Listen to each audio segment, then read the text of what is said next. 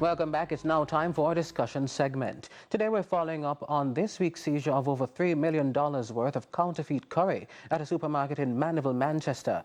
According to the police, the product was concealed in packages purporting to be from a popular local curry brand. Now, following our broadcast, we noted that many Jamaicans had questions and concerns about what counterfeit curry means and what consumers should be doing. Joining me now to provide clarity is Deputy Superintendent of Police Victor Barrett, head of the police's Intellectual Property Rights Unit in the Counterterrorism and Organized Crime Investigations Branch, CTOC. Welcome, sir. Good afternoon. Good afternoon to your listener. To begin our conversation, a bit of clarity. What exactly is meant by counterfeit curry? Is it a mere imitation of another brand, or is the product that was seized not curry at all? All right. So generally speaking, counterfeiting is anything outside of the branded product. So there's no good counterfeit, no bad counterfeit. It is just counterfeit. So if you doesn't buy the original product, or you reproduce a product looking similar to the original product, it is counterfeit.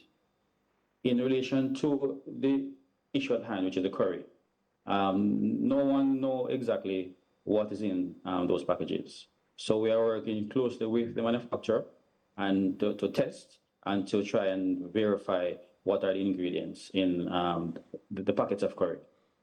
DSP, how long do you anticipate that testing will go on for?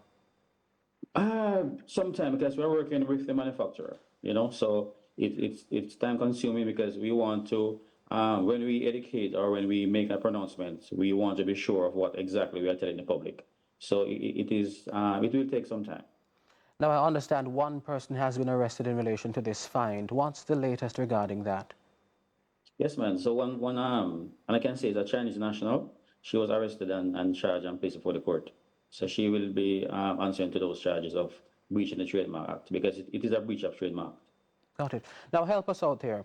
How can consumers report suspected cases of counterfeit products to the authorities, and how do we even go about spotting them? Right, there are various ways. So a simple way, if you buy a brand and you're not sure, you can make a complaint to that brand. Secondly, you can go to the Consumer Affairs Commission and make a report. Or you can come to us at CTOC, 45 East Queen Street, and make a report. So there are various avenues in which our consumers, can seek redress. And then we can partner with the brands, partner with our stakeholders, so we can, at least come to a resolution of the issue at hand.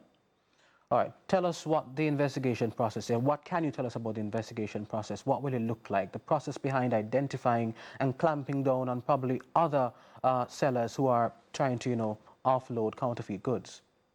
Right. The investigative process is simple for all counterfeit products, where we receive a complaint from the brand that, that their brand has been, counterfeited, and then we continue our investigation, and we continue, put the matter before the court, and then the court makes a determination. So it is for all counterfeit products. So we work close to the brands, and then we put the matter in the court. So the evidential value, the evidence must be of such that, we can get a successful conviction. Now, DSP, I want you to answer this question for our viewers. Now, we understand how delicate investigations can be, but following the bust, some consumers were also concerned that you refused to disclose the branding question. Now, I want you to walk us through the reasoning for that decision. Right. So with this particular product and any product, we are in dialogue with the brand, and the police will not, and I stress will not, the police will not take any hit for any economic fallout from a product. So the brand has their marketing arm, their communication arm, so they can speak to that as it relates to the brand, because it's very sensitive. Because if we name the brand, right, then you're going to hear that they lose income, they're going to blame the police and say the police, call the brand name on the company, on the radio or on the air. So it is the brand's responsibility to say to the public that this is my brand and persons are counterfeiting my brand. So we have to be conscious along these lines, Got it. DSP, stay with us. We're going to take a quick break. We're talking counterfeit goods, particularly counterfeit curry. Stay with us.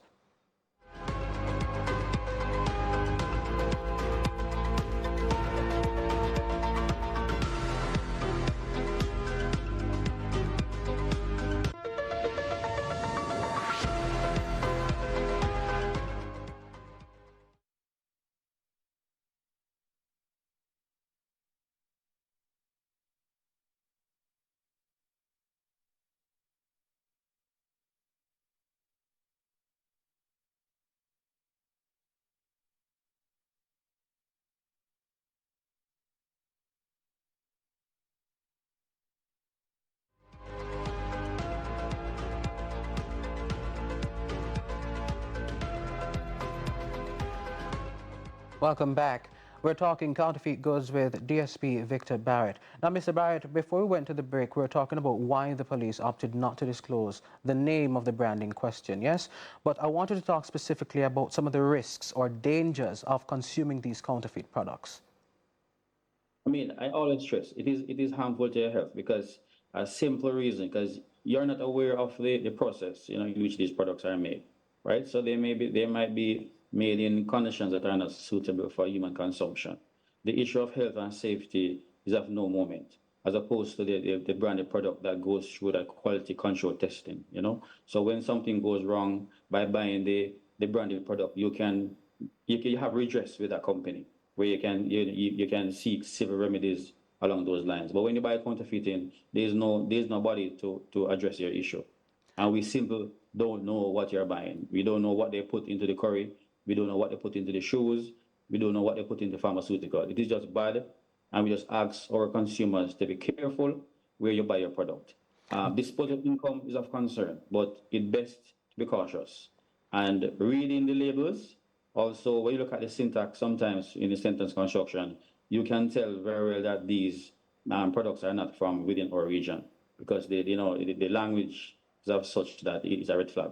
Now, DSP, how confident are the authorities that you've seized all the counterfeit curry? Should we be concerned that there are more stocks out there?